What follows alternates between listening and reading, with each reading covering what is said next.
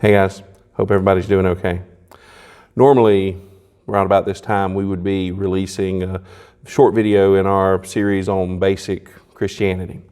And we will get to that. We'll do that later this week. But today I wanted to take just a minute, won't be very long, to talk to you a little bit about some of the things that are going on around us. Of course, you guys know we have been dealing with this pandemic situation for weeks and weeks and weeks now.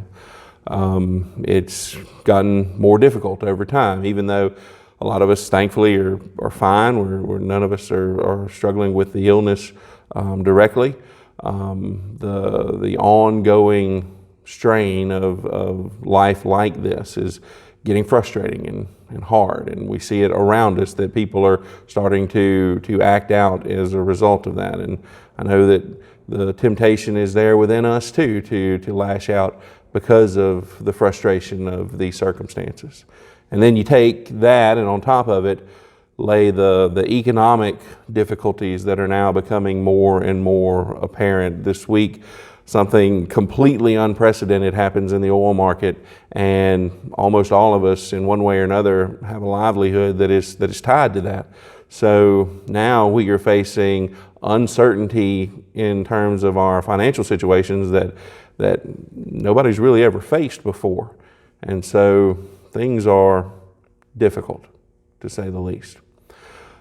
In order to help us deal with the circumstances that we find ourselves in, I want us to take just a minute, and it won't take long, but just a minute to turn to one of the writings of the Apostle Paul that helps us shape our own thinking about these difficult circumstances. It's not going to make the circumstances themselves any better, but it will help us be better in dealing with what's going on around us. So I want us to turn our attention to 2 Corinthians chapter 4. Now, right before this, in this letter, the Apostle Paul has been talking to the people of Corinth about the difficulty of the work that he has been given and those who are with him, the difficulties that they face and the challenges that are before them, and they are pretty extraordinary. He's talking to them about the difficulties of their circumstance, which is pretty extraordinary too. And through them, it comes to us. We too face very difficult circumstances. The work that we've been given, the lives that we face at this point are pretty daunting. And so much of what he says here applies to us as well. But he's been talking about that work, and he says that the thing that makes this work doable for him, the thing that makes it okay, he can do it, is the value and the preciousness of this gift that he's been given, this treasure that he now holds. And he's not saying that that gift is somehow his payment for the work, but what he's saying is that I have been given this gift that I know how costly it was, and I know how much I didn't deserve it. And in light of that, the work that I put in towards this, it's not an obligation, it's gratitude. And when I compare what I have to go through with what God had to go through for me, then he says that just makes what I have to do easy by comparison. And it makes the burden feel lighter. So I want us to be able to experience some of that same freedom and hope and comfort in the midst of our difficult circumstances too. In chapter 4, he picks up and continues that idea that he began earlier in the letter. And he says this in verse 1 of chapter 4. This won't take long. Hang with me. 2 Corinthians chapter 4, verse 1. Therefore, having this ministry by the mercy of God, we do not lose heart. But we have renounced disgraceful, underhanded ways.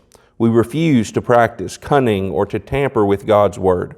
But by the open statement of the truth, we would commend ourselves to everyone's conscience in the sight of God. And even if our gospel is veiled, it is veiled only to those who are perishing. In their case, the God of this world has blinded the minds of the unbelievers to keep them from seeing the light of the gospel of the glory of Christ, who is the image of God.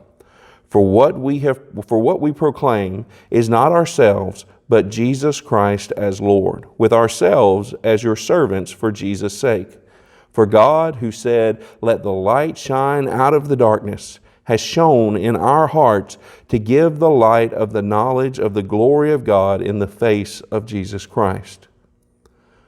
But we have this treasure in jars of clay to show that the surpassing power belongs to God and not to us. We are afflicted in every way, but not crushed, perplexed, but not driven to despair, persecuted, but not forsaken, struck down, but not destroyed, always carrying in the body the death of Jesus, so that the life of Jesus may be also manifested in our bodies. For we who live are always being given over to death for Jesus' sake, so that the life of Jesus also may be manifested in our mortal flesh. So death is at work in us, but life in you.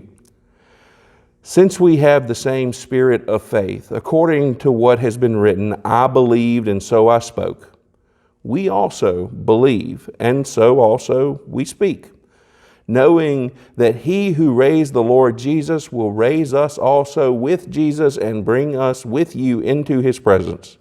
For it is all for your sake, so that as grace extends to more and more people, it may increase thanksgiving to the glory of God. So we do not lose heart. Though our outer self is wasting away, our inner self is being renewed day by day. For this light, momentary affliction is preparing for us an eternal weight of glory beyond all comparison, as we look not to the things that are seen, but to the things that are unseen. For the things that are seen are transient, but the things that are unseen are eternal.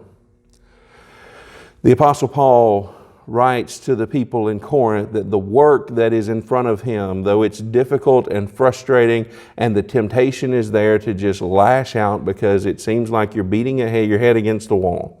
He says the work that we've been giving is eminently doable because of the grace that God has shown us in the gift of His Son. He refers to this again as a treasure, and he says that this treasure that has been given to us is of such great value and of such precious worth that anything that we do is small in comparison. Now, of course, he's talking specifically here about the work of carrying this gospel message to people all over the world, the missionary work that he's been called to, but you can apply that same principle to anything that we do. I mean, of course, all of us are about the task of demonstrating the grace of God to people that we are around.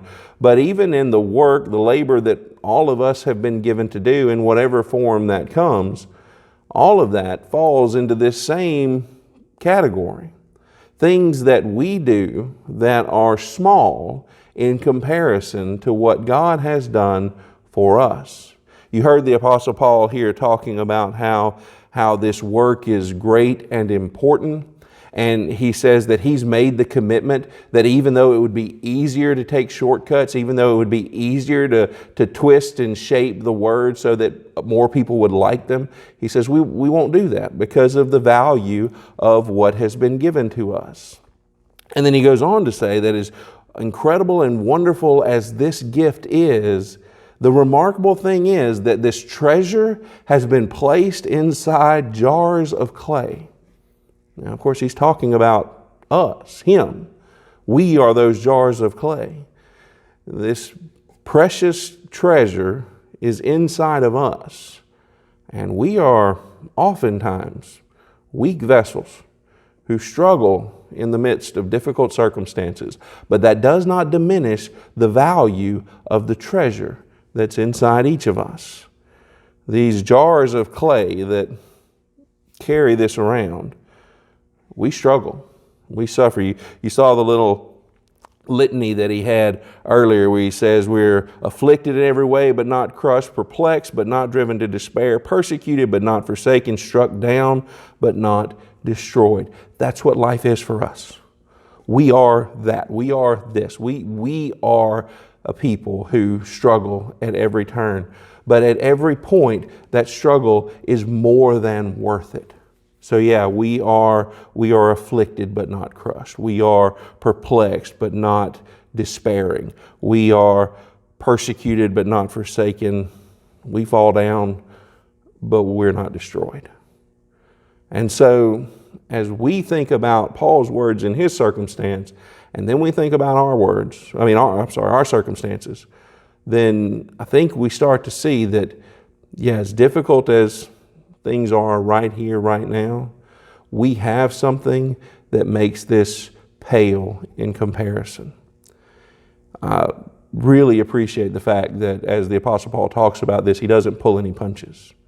He acknowledges that this is difficult. He acknowledges that this is frustrating. He acknowledges that it can make us want to throw up our hands and say, well, what is the point of any of this?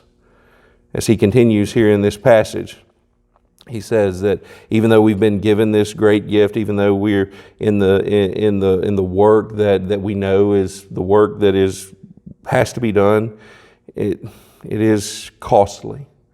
And even though it comes out of who we are, this is what we believe, so this is what we do, it is difficult and it's a strain. And so he says, don't lose heart.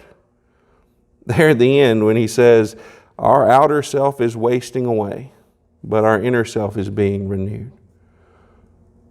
Paul is responding to that instinct in each of us that says, I am killing myself to do this, whatever it is that I've got to do, to work to earn a living, to raise a family, to take care of the things that are in my life, to be a help to the people who are around me.